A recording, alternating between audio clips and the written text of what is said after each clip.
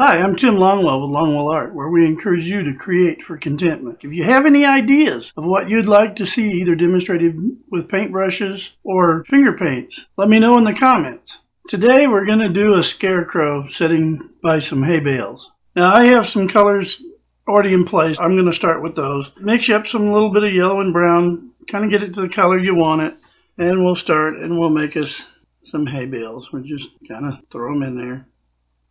This one's going to turn out more like a watercolor because we're not going to be applying a lot of heavy color. We're just going to kind of do things a little different here, show you a little different variety of how you can do a fall scene in finger paints without having to get too technical or worry about things that might otherwise throw you off.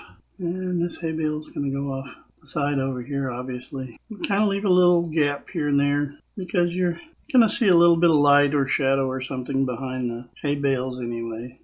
Maybe this one's a little more in shadow or something.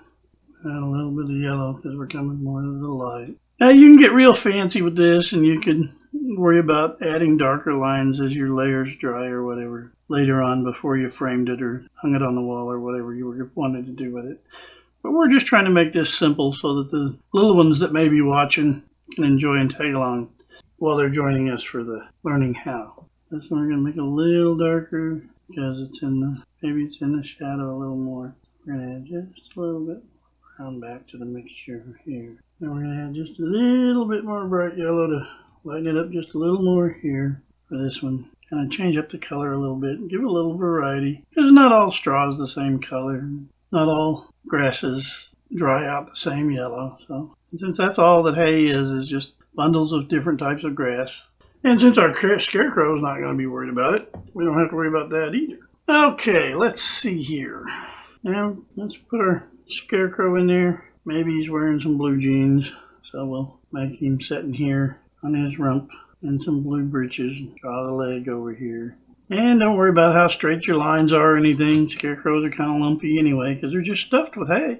Take some of our yellow brown and making some feet. Remember, it's just straw hanging out on the end. They don't wear shoes very good. Let's see. What color do we want to make his shirt? Let's make his shirt a nice bright orange. So we'll make his shirt a nice bright orange. Maybe he's got one arm laying over here on the hay bale. And all you do when you're making a scarecrow is he's just stuffed in somebody's old shirt with a bunch of straw. So we don't have to worry about whether or not the shirt looks ironed or not or anything like that. He's not going to care. And go off with this arm down here. He's just kind of letting it hang. It's just there. Now let's see. Let's go add some more of the straw for his hands. Remember, he's just got straw hanging out the end down here.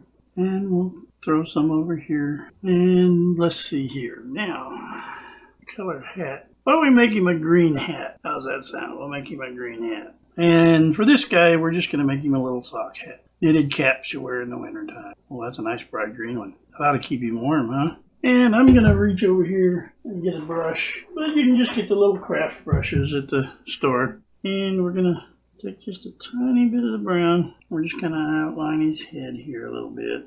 And we picked up the green, so you kind of have a little bit of green tint to him too on his head, the side of his head, I guess. And they're usually just a stuffed bag, so a little bit of shadow under his hat.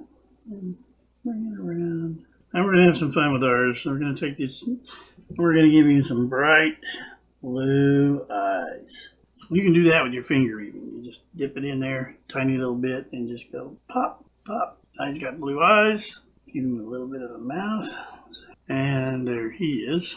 Let's take some of this brown, kind of make a barn floor, or a farmyard floor. And let's see.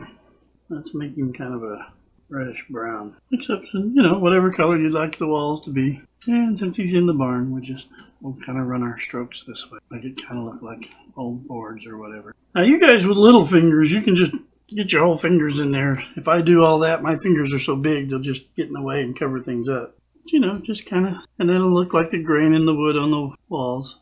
Maybe there's a little bit of evening sunlight helping color it. I don't know. You can make up your own little story on what's going on with your scarecrow's world.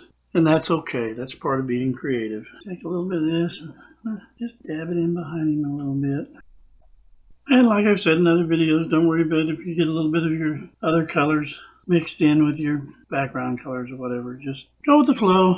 It'll just add little accents and highlights to what you're doing. It makes it just specially you and yours. We're not striving for perfection here. We don't want everything just right. There is no just right when you're creating. It's what's right for you, for how you're feeling that day, what you're thinking about. You can do this when you're happy, when you're sad. Some adult words would be use it to fight depression or fight off a pain or something like that. And there you go. A simple little scarecrow. And you can get fancier with this. You can get simpler with this.